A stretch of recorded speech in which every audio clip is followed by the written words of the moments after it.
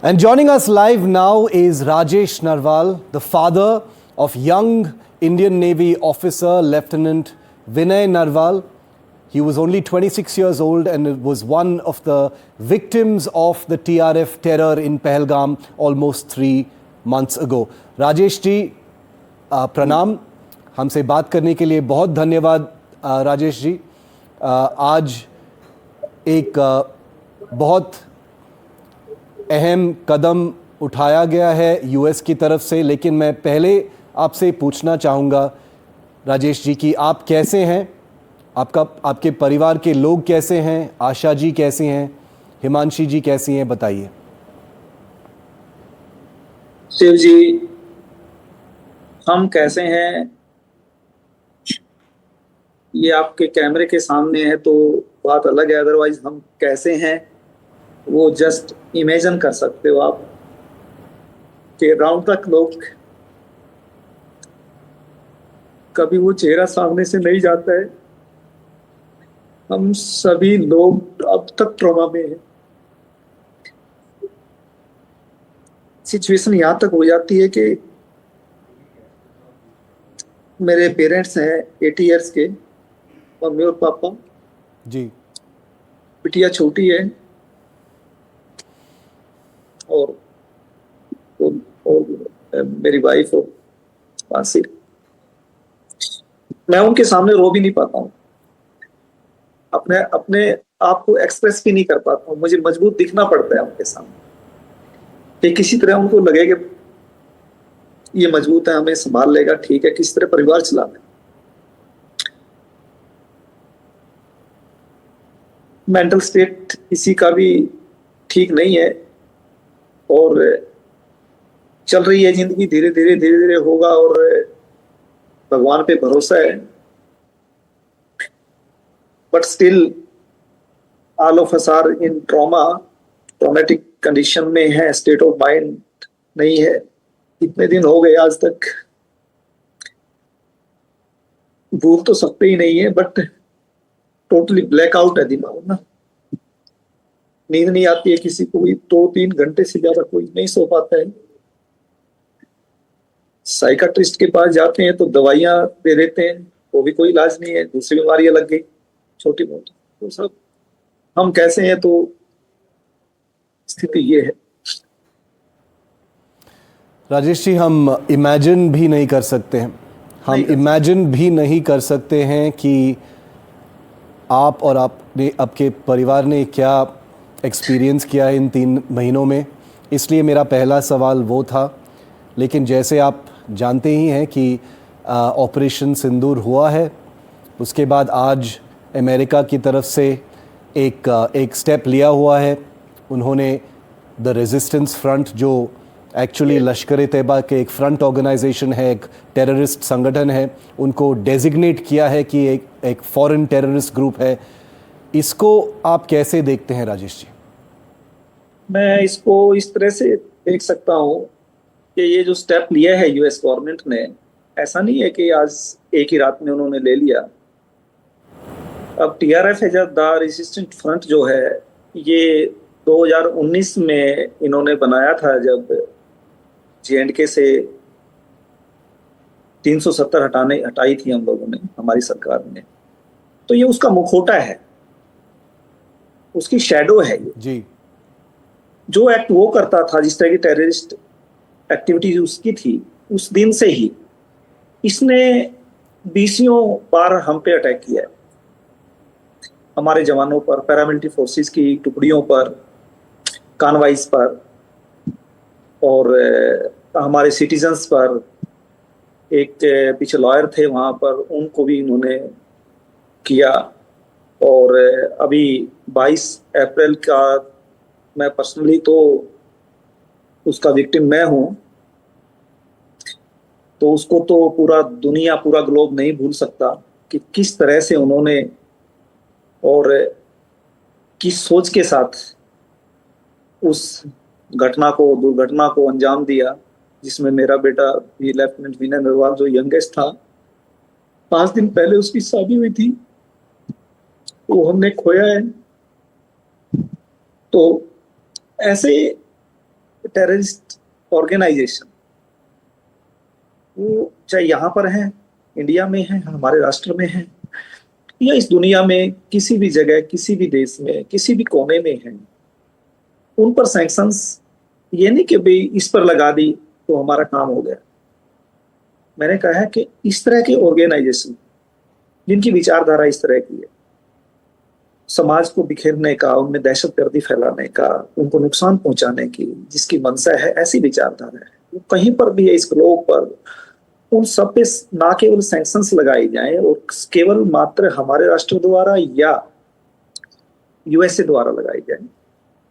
इसके लिए तो ग्लोब में जितने भी हमारी कंट्रीज हैं, जितनी भी हमारी सरकारें हैं, हम सबको लामबंद होकर के और उन पर ना केवल सैंक्शन लगाया जाए, जब हम उनकी फोटोज देख लेते हैं, उनको आइडेंटिफाई कर लेते हैं कि भी इसका ये सरगना है, इसका ये सरगना है, ये काम करता है, इसकी फंडिंग ये करता है, इसकी फंडिंग फलाना कंट्री करता है, इसकी फंडिंग वहां से आती है, वो ऑर्गेनाइजेशन करता है, तो हमें पहचान तो है उनकी। तो उनको तो उनके ऊपर ऐसा एक्शन होना चाहिए कि वो सांस ना लें इस दुनिया में, क्योंकि ये दुनिया उन लोगों के लिए नहीं है। उनको तो भट्टी जो होती है ना, फर्नेस होती है, फर्नेस में डाल देना चाहिए, और उनके लिए इस धरती पर कोई जगह नहीं है। मात्र सैंक्शन लगाने से कुछ नहीं होगा। ये दुख और दर्द वो जानता है जिस तन लागे वो तन जाने, कि हम कैसे जी रहे हैं, आने वाली जिंदगी कैसे कटेगी, कैसे हम जिएंगे। तो ये चैलेंजेस किस तरह के, उस पेन के साथ, उस ग्रीफ के साथ जीना, तो ये इम्पॉसिबल है एकदम से। इसको सोच करके रूह कांप जाती है, जब भी याद करते पूरा बॉडी पेन करती है। तो इन लोगों को बख्शा नहीं जाना चाहिए, और खाली ये नहीं कि इनको सजा दे दी, इनको पकड़ लिया, ये कर लिया। इनको पकड़ो और खत्म करो, और दुनिया में इनके लिए कोई जगह नहीं। और ये जो काम किया है यूएस ने, ऐसा भी नहीं मैं कहता कि एक दिन में हो गया। हमारी सरकार ने, आदरणीय प्रधानमंत्री महोदय ने, हमारे विदेश मंत्री जयशंकर प्रसाद जी ने वैश्विक स्तर पर इस बात को रखा। पहलगांव हत्याकांड के बाद तो इसके लिए ये दिन रात से लगे हुए थे, और वैश्विक स्तर पर इस बात को रखा गया, वैश्विक पटल पर रखा गया, जिसको सब लोगों ने संज्ञान में लिया। अभी तो ये शुरुआत है कि यूएस ने सैंक्शन लगाई है। जो भी हमारी और दूसरी महाशक्तियां हैं, वो सभी इस पर सैंक्शंस लगाएंगी, इनके खिलाफ एक्शन लेंगी। और इसमें मैं एक जरूर कहना चाहूंगा अपनी तरफ से, ये मेरी पर्सनल ओपिनियन है। इंटरनेशनल ऑर्गेनाइजेशन होते हैं इस तरह के कि टेररिस्ट एक्टिविटी करने वाले जो भी मतलब एंटिटीज होती हैं, उनको कैसे क्रश करना है। पर इसके लिए तो बिल्कुल एकदम स्पेशलाइज होना चाहिए। आइडेंटिफाई किया, एक टीम अलग है, वो जाए और उनको खत्म। वो कहीं पर भी है, चाहे पाकिस्तान में है, इंडिया में है, बांग्लादेश में है, यूएस में है, ईरान में है, इराक, किसी भी जगह दुनिया में है, उनके लिए कोई जगह दुनिया में नहीं होनी चाहिए। क्योंकि पेन ऐसी है ये कि जिसको लगती है उसको उस पेन का पता है। तो इसने तो ये बहुत ही सराहनीय कार्य किया है उन्होंने, इस पर सैंक्शंस लगाई, ये शुरुआत है। राजेश जी, क्या आपको लगता है कि ये एंटी टेरर इशू में यूएस की तरफ से कहीं ना कहीं एक दोहरा मापदंड भी है, एक डबल स्टैंडर्ड भी है? क्योंकि एक तरफ से सैंक्शन कर रहे हैं ऐसे संगठनों को, लश्कर ए तैयबा जो एक एक्चुअल ऑर्गेनाइजेशन है, टीआरएफ तो सिर्फ एक मुखौटा है, जैसे आपने बिल्कुल सही बताया। उनको डेजिग्नेट किया था 2001 में, 25 साल पहले उनको डेजिग्नेट किया था, और उनके जो नेता हैं वो तो खुलेआम घूम रहे हैं पाकिस्तान में, उनके खिलाफ तो कुछ हुआ नहीं है, एलईटी अभी भी जारी है।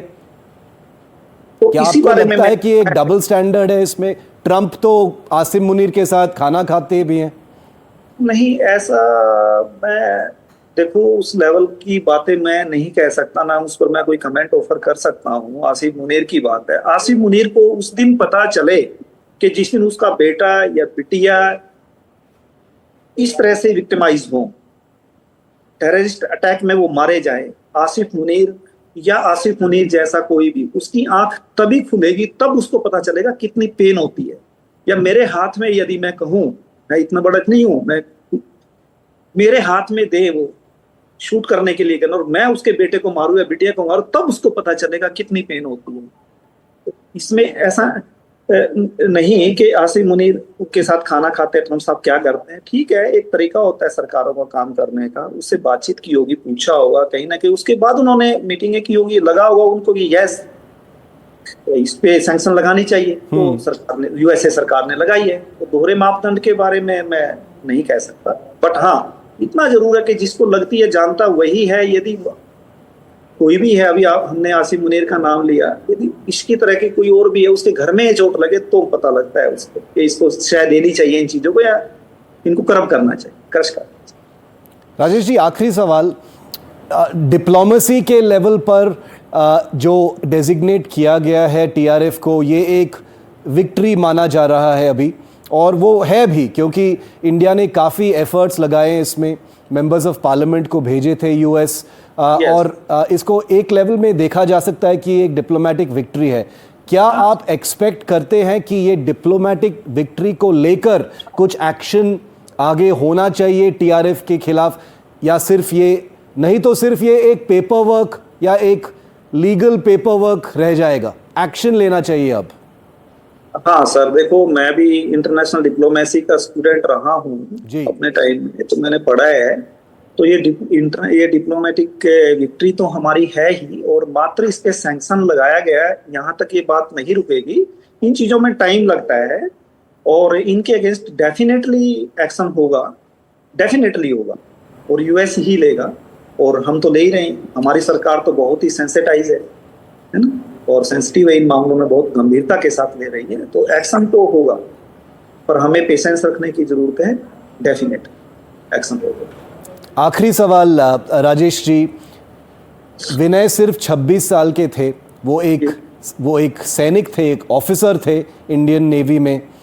सिर्फ 3 महीने बीत गए हैं राजेश जी, और जैसे मैंने पहले ही बताया, हम इमेजिन भी नहीं कर सकते कि आपका परिवार ने कैसे गुजारा है ये 3 महीने। आप विनय को कैसे याद करते हैं? और मैं ये सिर्फ डायरेक्टली आपसे पूछ रहा हूँ क्योंकि पूरा देश आपको देख रहा है, सुन रहा है आज। अब जहां तक विनय को याद करने की बात है, तो मैंने कहा कि 24 घंटे पट्टा वो दिमाग से निकलता ही नहीं है। सुबह उठता हूं तो वही दिखता है, बट उसको जिस ढंग से मैं याद करता हूँ, वो बचपन से ही एक हीरोइक पर्सनालिटी रहा है। कभी उसके मन में कभी डर नाम की चीज नहीं थी। हमेशा ही पता नहीं क्यों, छोटा सा बच्चा था तब से उसको फौज की गाड़ियां देखने में, फौजी वर्दी देखने में, फौजियों को देखने में तो बड़ी खुशी मिलती थी। मुझे कई बार ले जाते, मेरा घर सड़क के सामने ही है NH1 पे, तो गाड़ियां देखती थी तो पार्क में घूम रहे होते, पापा कहता चलो सड़क पे चलते देख के आएंगे। तो हीरोइक पर्सनालिटीज थी उसमें, और लीडरशिप क्वालिटीज थी उस बच्चे में, और बहुत ही बहादुर और एक नेक इंसान रहा है।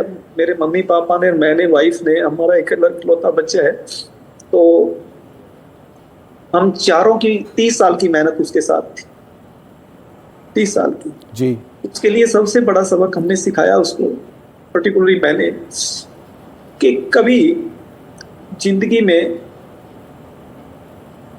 जो आपकी आत्मा गवाही ना दे, विवेक गवाही ना दे, वो काम नहीं करना है, और सच बोलना है। सच बोल तो कभी आपको डर नहीं लगेगा। और ठीक उसी तरह उसने अपना जितने भी दिन इस दुनिया में भगवान ने उसको दिए, उसी ढंग से जिया, बिंदास होके जिया। एक हीरोइक पर्सनालिटी है मेरे लिए, और आज मेरा हीरो है, मेरा हीरो। राजेश जी, विनय पूरा देश के लिए एक हीरो है, और मैं बिल्कुल हेजिटेट नहीं करता हूं जब मैं बोलता हूं आपको कि पूरा देश की तरफ से आपके परिवार, आपको हम धन्यवाद करते हैं विनय का सेवा और सैक्रिफाइस, कुर्बानी के लिए। और हम विनय को कभी नहीं भूलेंगे। ये जो कार्रवाई हो रही है यूएस की तरफ से, इंडियन सरकार की तरफ से, हम उस पर अटेंशन जारी रखेंगे NDTV की तरफ से। और हमसे आज इस हेडलाइन को लेकर बात करने के लिए बहुत धन्यवाद राजेश जी, थैंक यू।